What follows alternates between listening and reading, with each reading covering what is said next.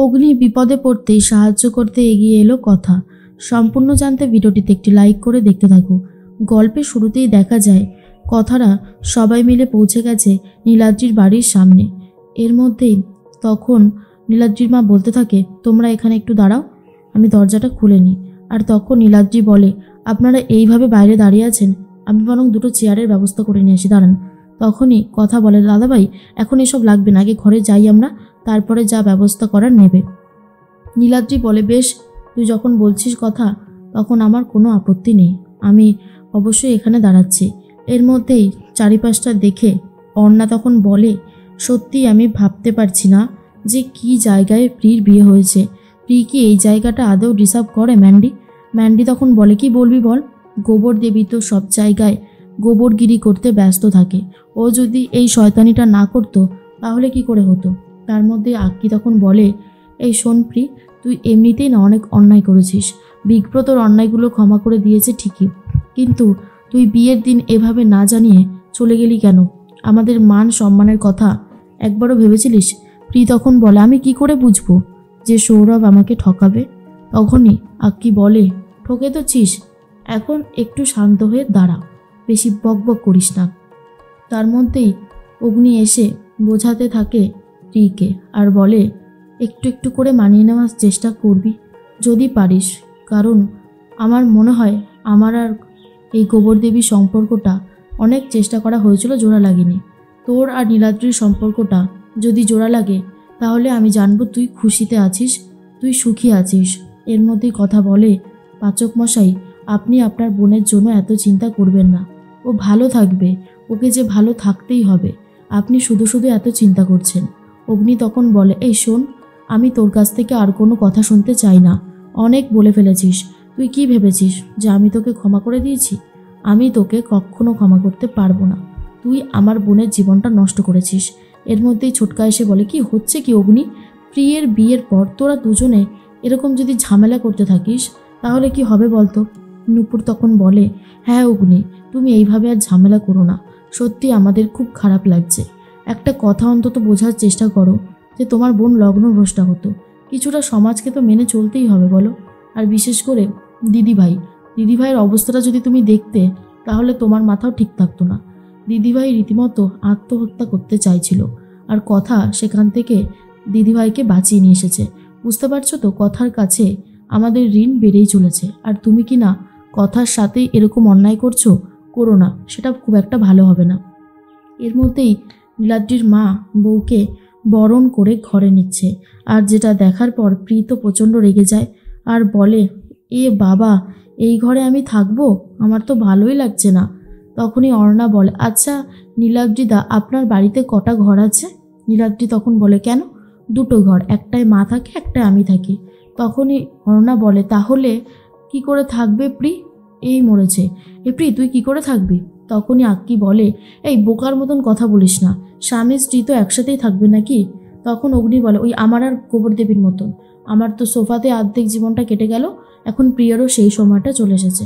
তখনই কথা মনে মনে বলে, পাচক মশাইকে এখন কি করে বোঝাই যে এরকমভাবে সংসার টেকে না, যতই ঝামেলা হোক না কেন প্রি দাদাভাইয়ের সাথেই থাকবে, সেটা হলেই ভালো হবে। আমাকে বোঝাতেই হবে দাদাভাইকে, প্রিকে বুঝিয়ে খুব একটা লাভ হবে না, আমি চাই ওদের সংসারটা যাতে ভালোভাবে গুছিয়ে দেওয়া যায়। এর মধ্যেই নীলাদ্রির মা বলে, ঠাকুরকে একটু জল মিষ্টি দিয়ে আসলাম, কারণ নতুন বউ এসেছে তো, আমি তোমাদের সবার জন্য একটু চা করে নিয়ে আসি, তোমরা বসো। এরপর সবাই বসে চারিদিকটা ভালো করে দেখতে থাকে।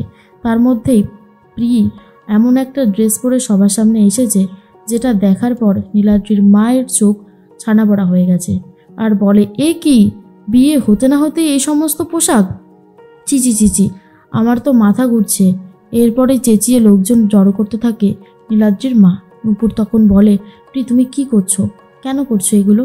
আস্তে আস্তে লোকজন তোমাকে দেখতে আসবে, তুমি নতুন বউ, আর তুমি যদি এরকম পোশাক পরো তাহলে কি ভালো হবে বলো? প্রি তখন বলে, এই শোনো, তোমরা জোরজার করে বিয়ে দিয়ে দিয়েছো, আমার আপত্তি ছিল তাও শোনোনি, এরপরে আমি এখানে কি করে থাকবো আর কি করে থাকবো না সেটা আমার ব্যাপার। তখনই কথা বলে, প্রি 2-4 দিন পরো, তারপরে শাড়ি পরতে হবে না। কিন্তু প্রি কোনো কথাই শুনতে চায় না। অগ্নি তখন বলে, ভালো লাগছে তো, তোর তো এসব দেখতেই ভালো লাগবে তাই না? তোকে বারণ করেছিলাম, কিন্তু কোনো কথা শুনলি না। এরপর কথারা সবাই মিলে বাড়ি ফিরে যায়। আর তখন কথা দাঁড়িয়ে দাঁড়িয়ে কাজ করতে শুরু করে। অগ্নি তখন বলে, কি জানি আমার বোনটা এখন কেমন রয়েছে, আমার বোনের জন্য খুব চিন্তা হচ্ছে আমার। কথা তখন বলে, আশা করি আপনার বোন খুব ভালোই আছে, দাদাভাই ওকে ভালো রাখবে। আপনি একবার পিসিয়ার কথাটা ভাবুন, সে তো অসুস্থ হয়ে পড়েছিল। প্রিয়ার বিয়েটা যদি ঠিক সময়ে না দিতাম তাহলে কিন্তু কেলেঙ্কারি হতো। এই কথাটা ভালো করে মনে রাখবেন। তার মধ্যেই কথা উপরে উঠে পর্দাগুলো ঠিক করছিল। ঠিক তখনই অগ্নি বলে, এই নেমে আয় বলছি, নেমে আয়, কিন্তু না হলে কিন্তু বিপদে পড়ে যাবি। এরপর বলতে বলতে কথা পা স্লিপ করে নিচে পড়ে যাচ্ছিল। তখনই অগ্নি এসে ধরে নেয় আর বলে, ঠিক আছিস তো? এই জন্য আমি তোকে বারণ করেছিলাম, তুই তো কারোর কথা শুনবি না, তোর যা ইচ্ছা তুই সেটাই করবি, নে বেশি করে কর। এর মধ্যেই প্রিয়া ফোন করছে এই অর্ণাকে। আর তখনই কথা দাঁড়িয়ে দাঁড়িয়ে সবটা শুনতে থাকে। প্রিয়া তখন বলে, জানিস অ্যানি, আমাকে ওই তরকারি আর এক থালা ভাত খেতে দিয়ে গেছে, আমার একদম ভালো লাগছে না, আমার এসব খেতে ইচ্ছাই করছে না।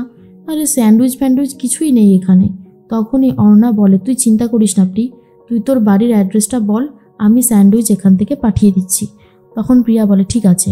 পুরো কথাটা শুনে নিয়েছে কথা। তার মধ্যেই তার দাদাভাইকে ফোন করেছে। নীলাদ্রি বলে, বল কথা। কথা তখন বলে, শোনো দাদাভাই, প্রিয়া বাইরের খাবার খেতে খুব ভালোবাসে, এক্ষুনি ভাত তরকারি ছাড়া বাইরে থেকে খাবার নিয়ে আসার প্ল্যান করছে। তোমাকে আমি যা যা বলছি তুমি ঠিক সেটাই করবে, কেমন? তখন দাদাভাই বলে, ঠিক আছে। এরপর কথা বলে দেয় প্রিয়ার সাথে ঠিক কী কী করতে হবে। নীলাদ্রি শুনে খুব খুশি হয়ে বলে, ঠিক আছে, তুই যেমনটা বললি তেমনটাই হবে। এদিকে পাচক মশাইয়ের ফোনে আবার একটা মেল ঢোকে, যেটা দেখার পর স্যান্ডিকে ফোন করেছে অগ্নি। আর কথা তখন শুনতে শুরু করে, যেখানে স্যান্ডিকে বলছে, শোন না, আমি যে শোটা ক্যান্সেল করে এসেছিলাম তার বাকি টাকাটা ফেরত চাইছে, 50 লক্ষ টাকা।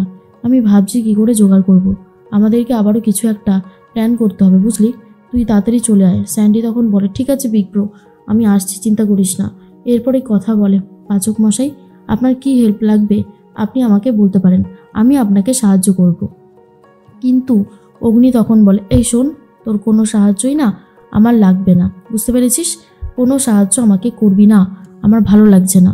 এই বলেই চলে যাচ্ছে। আর তখনই প্রত্যয় বলে, কি যে করে না বিগ ব্রো, সব সময় রাগারাগি করছে। রাগারাগি করলে যে সম্পর্কগুলো আরও জটিল হয়ে যায় সেটা হয়তো বিগ ব্রো বুঝতে পারছে না। এর মধ্যেই কথা তখন বলে, পাচক মশাই চাক বা না চাক, আমি পাচক মশাইকে সাহায্য করবই, আমার যত কষ্টই হোক না কেন।